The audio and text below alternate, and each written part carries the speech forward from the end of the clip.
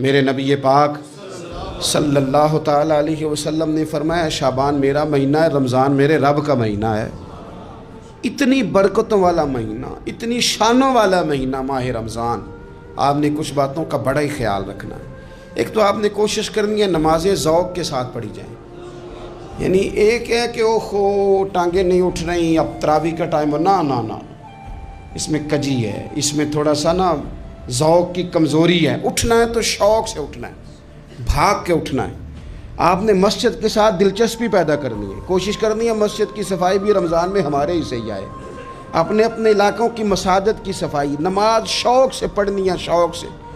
آپ نے رمضان المبارک میں کوشش کرنی ہے کہ آپ یہ کہیں کہ زیادہ سے زیادہ میں نہ دوسروں کو نواز سکوں، میں نہ چپکے سے پہنچوں کسی غریب تک، خود سے جاؤں اور رمضان سے پہلے جاؤں، تاکہ وہ پہلا روزہ جو اس نے رکھنا ہے نا وہ اسی لنگر سے رکھے جو میرے حصے میں آئے، اور اس کو اپنا محسن سمجھیں جس کی وجہ سے اللہ آپ کو ثواب دے رہا ہے، اس کو محسن سمجھیں جس کی وجہ سے اجر مل رہا ہے۔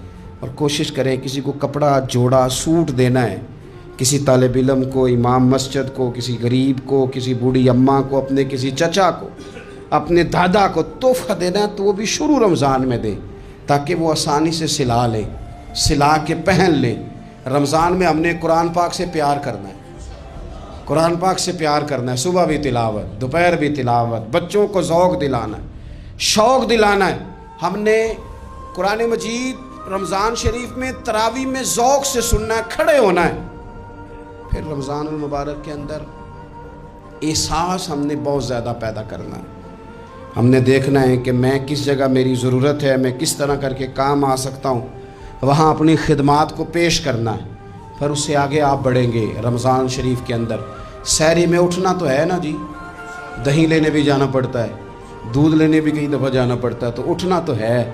تو ایسا نہ کریں کہ 10 منٹ پہلے اٹھیں، اٹھ کے پہلے تہجد کی نماز پڑھیں، وہ نماز جس کے بارے میں میرے نبی پاک علیہ السلام نے فرمایا جب بندہ تہجد کے لیے کھڑا ہوتا ہے تو رب اسے دیکھ کے مسکراتا ہے جو اس کی شان کے لائق۔ باقی نمازوں پہ ثواب ہو رہا ہے، تہجد کے وقت اللہ مسکرا رہا ہے۔ اور حضور فرماتے ہیں اگر جوان آدمی تہجد کے لیے اٹھے تو رب فرشتوں کے سامنے فخر فرماتا ہے۔ تو تہجد کی نماز ہر روز موقع ہونا ہے، اٹھنا ہی اٹھنا ہے، شہری کے لیے تو اٹھنا ہی ہے، تو وہی وقت تہجد کا ہے، خوب تہجد کی نماز پڑھنی۔ ایک چیز آپ نے نا پورا رمضان استعمال نہیں کرنی، وہ غصہ ہے۔ سارے روزے نا، یعنی بالکل عین افطاری کے وقت بھی کوئی بندہ غلط بات، برداشت کون سی بات کرنی ہوتی ہے، صحیح کہ غلط؟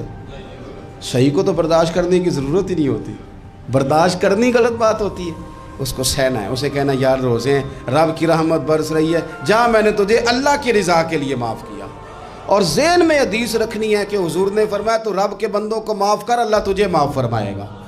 رمضان شریف میں اور سعادت کے ساتھ اور پیار کے ساتھ، اور غیبت نہیں کرنی کسی کی بھی، کسی ادارے کی نہیں، کسی بندے کی نہیں، غیبت نہیں کرنی۔ آپ کو حدیث میں ملے گا کہ نبی پاک علیہ السلام نے کچھ بیویوں سے کہا تھا کہ تم نے تو روزہ توڑ دیا ہے اور تم نے حلال کے ساتھ رکھا تھا، حرام کے ساتھ توڑ دیا۔ یا رسول اللہ کس طرح؟ فرمایا غیبت نہیں کی تم نے، مردہ بھائی کا گوشت نہیں کھایا، یہ بہت بڑا جرم ہے، اس سے بچنا ہے۔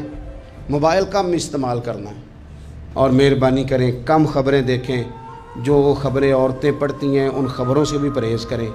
کوئی ہم نے بڑا سال 11 مہینے سیاسی تبصرے کر لیے، کیا انقلاب آیا پھر ملک میں؟ تو رمضان کا مہینہ سیاسی تبصرے رہنے دیں، زیادہ وقت مسجد میں گزاریں، زیادہ وقت اللہ کے گھر میں گزاریں، زیادہ ٹائم آپ تلاوت قرآن پاک میں، استغفار میں، درود شریف میں گزاریں، ایک دوسرے کے ساتھ پیار کریں، ایک دوسرے کے کام آئیں۔ اے خالق کائنات، آئندہ جمعہ رمضان میں آنے والا ہے، اللہ امت کی خیر فرمانا، کشمیر کے مظلوموں کی خیر کرنا، برما کے مجبوروں کی خیر کرنا۔ پاکستان تیرے نبی پاک علیہ السلام کے نام پر، کلمے کے نام پر بنایا گیا وطن ہے، اللہ اس میں دین کا جھنڈا نافذ فرما دے، اس وطن عزیز کو قیامت کی صبح تک قائم فرمانا، اور اللہ ہم سب کو بھائی چارے سے، پیار سے، محبت سے، ایک دوسرے کے احساس میں زندہ رکھنا۔ اس ماہ مقدس میں تو جن لوگوں کو معاف کرے گا ہم سب کے نام بھی اس میں شامل فرما۔